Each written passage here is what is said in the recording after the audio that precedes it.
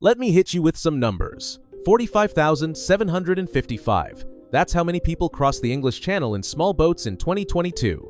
A 500% increase in just 3 years. Meanwhile, net migration hit 906,000 inches 2023, the highest in British history. And here's the number that broke British politics, 52% to 48%. The Brexit vote margin. The moment Britain declared it wanted control. But here's what I need you to understand. 5 years after Brexit, more people are arriving than ever before. The small boats keep coming. And a Labour Prime Minister who once defended refugees now warns Britain risks becoming an island of strangers. Picture this, the sound of protesters chanting outside Westminster. On one side, refugees welcome banners. On the other, close the border signs. Police vans separating them. This is Britain right now, a country at war with itself over who gets to call it home. This is the United Kingdom, 67 million people crammed onto an island that once prided itself on tolerance and pragmatism. But I'm telling you that Britain is fracturing. The consensus is gone. The middle ground has collapsed. And immigration has become the fault line threatening to split the nation permanently. What makes Britain's immigration crisis so explosive isn't just the numbers, it's the betrayal. Brexit promised them control. Instead, migration quadrupled. Politicians promised reduction. Net migration hit record highs. The government promised to stop the boats. They kept coming. And the British people? They've stopped believing anyone. Trust in institutions, parliament, media, even the NHS is collapsing. And into that vacuum has rushed something dangerous. Polarization so extreme that neighbors can't talk, families fracture over dinner tables, and violence lurks just beneath the surface. Today, I'm breaking down how Britain became two nations occupying the same island, why immigration triggers such visceral reactions, and whether any government can bridge this divide, or if the split is now permanent. Because what's happening in Britain isn't just about visas and borders, it's a fight over what it means to be British, and both sides believe they're fighting for the soul of their country. Let me take you back. Britain's immigration story doesn't start with small boats. It starts with a promise that exploded. June 2016. Brexit wins. Take back control meant one thing above all: control immigration. Voters in Sunderland, Stoke, and Grimsby sent a message. They wanted their country back. The expectation was clear. Brexit would mean fewer migrants, British jobs for British workers, less pressure on housing, hospitals, schools. Then reality hit. Post-Brexit Britain introduced a points-based system that was supposed to be tough. Instead, it opened floodgates. Nobody predicted. 2019, 226,000 net migration. 2021, 488,000. 2023, 906,000. In 4 years, net migration quadrupled.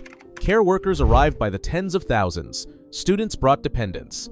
Ukrainians and Hong Kongers came under humanitarian schemes. The system that was supposed to tighten control became the most liberal in British history. And then the boats started coming. Small boat crossings became the symbol of failure. 2018, 299 arrivals.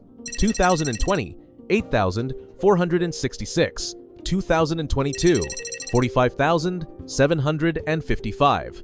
2024. Still coming daily. The images were devastating. Dinghies landing on Dover beaches. Men in life jackets walking up the shore. Border force rescuing people from the water. Every crossing broadcast on British evening news. For a nation that voted for control, it looked like chaos. The Conservative government tried everything. Pushbacks, the Rwanda deportation plan, emergency legislation. Nothing worked. Courts blocked flights. Smugglers adapted. The boats kept coming. Then Labour won in 2024, promising to smash the smuggling gangs. Instead, Keir Starmer did something I didn't expect. He went harder than the Conservatives ever dared. And British society split wide open. Let me take you into a working-class pub in Hartlepool, Burnley, or Boston, and you'll hear it. Enough is enough. This isn't the far-right fringe. These are mainstream Brits, the people who voted Labour for generations, switched to Brexit, then felt betrayed when nothing changed. Economic anxiety. We can't afford this. The NHS is collapsing. 7.6 million people on waiting lists. You need a GP appointment? 3 weeks. Your mum needs surgery?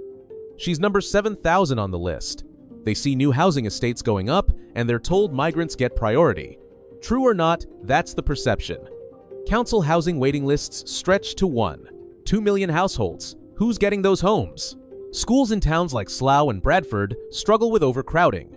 Classes need translators for multiple languages.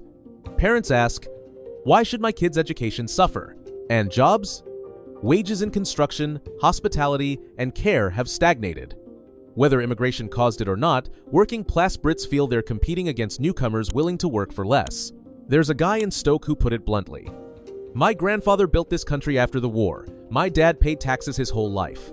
Now I can't get a council house, but someone who arrived last year gets one? You tell me, how is that fair? Cultural loss. This isn't my country anymore. Drive through certain parts of Bradford, Leicester, or East London, and you'll see the landscape has changed. High streets where no shop signs are in English, mosques bigger than churches, communities where integration feels minimal. This is the anxiety nobody wants to voice publicly. I feel like a stranger in my own town. It's not just racism, though that exists. It's the speed of change. When 30% of a town's population arrives in a decade and nobody asked if that was okay, resentment builds. The loss isn't just demographic. It's pubs closing, fish and chip shops replaced by kebab houses, Christmas markets becoming winter festivals. Small changes that accumulate into a feeling. British culture is being erased. Security fear. We've lost control. The boats crystallize everything. They're visible, dramatic, and they feel like invasion. Every crossing is broadcast. Every dinghy that makes it feels like failure. And the question pounds. If we can't stop boats crossing 21 miles of water, what can we control? Then come the tabloid stories. Migrants in 4-star hotels while British homeless sleep rough. Criminals arriving and vanishing. The sense that borders mean nothing. The demand is primal. Close the border. Now. And politicians who won't deliver? They get Reform UK instead. Nigel Farage's party now leads polling, not because people love Farage, but because he's the only one saying what they're thinking. Now let me show you the other side. Cross into London, Manchester, or Brighton, and you'll hear a completely different story. We're better than this.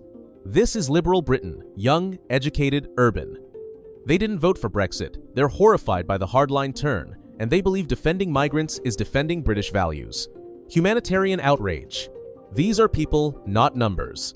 The Rwanda plan was the breaking point. Sending asylum seekers to Africa SR permanently with no route back triggered mass protests. Human rights lawyers went to war. Churches spoke out.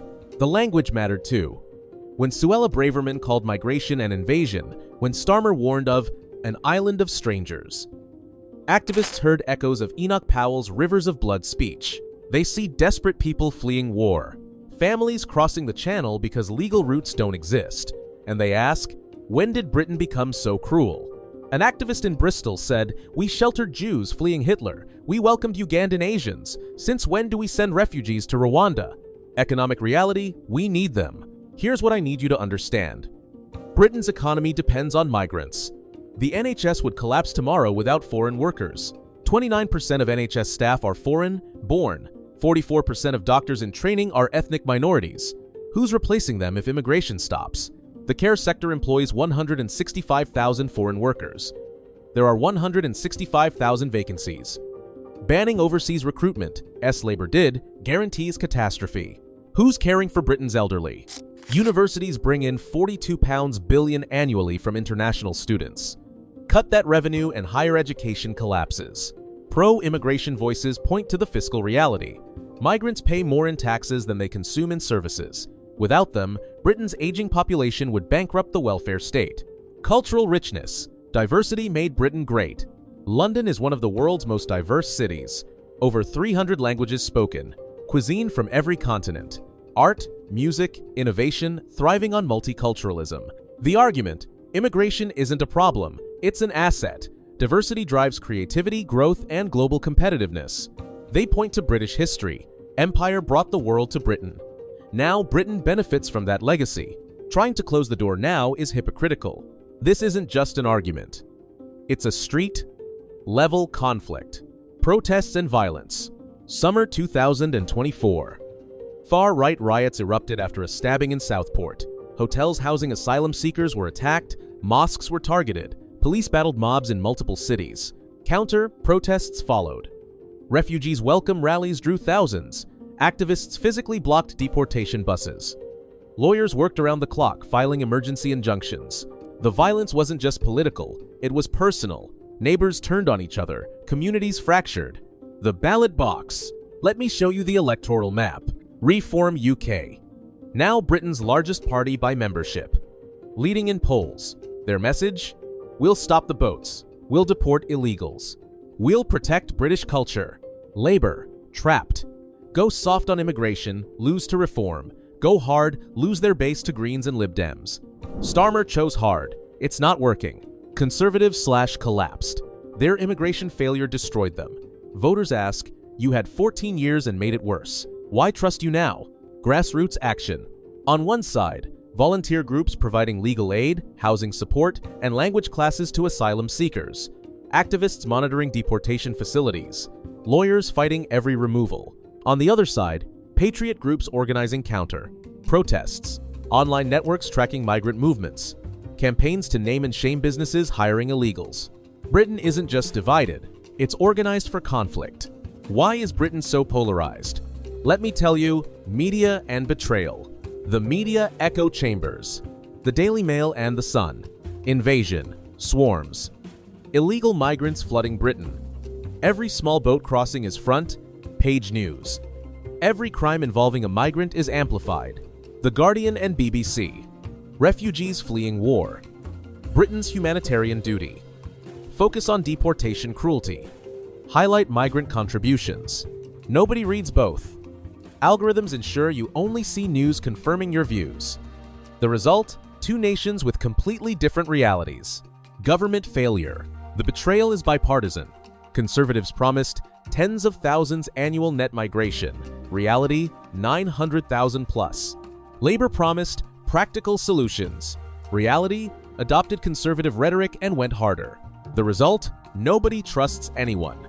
Politicians are liars, the system is broken, and extremism fills the void. Here's what I believe. Britain isn't having an immigration debate. They're having an identity crisis.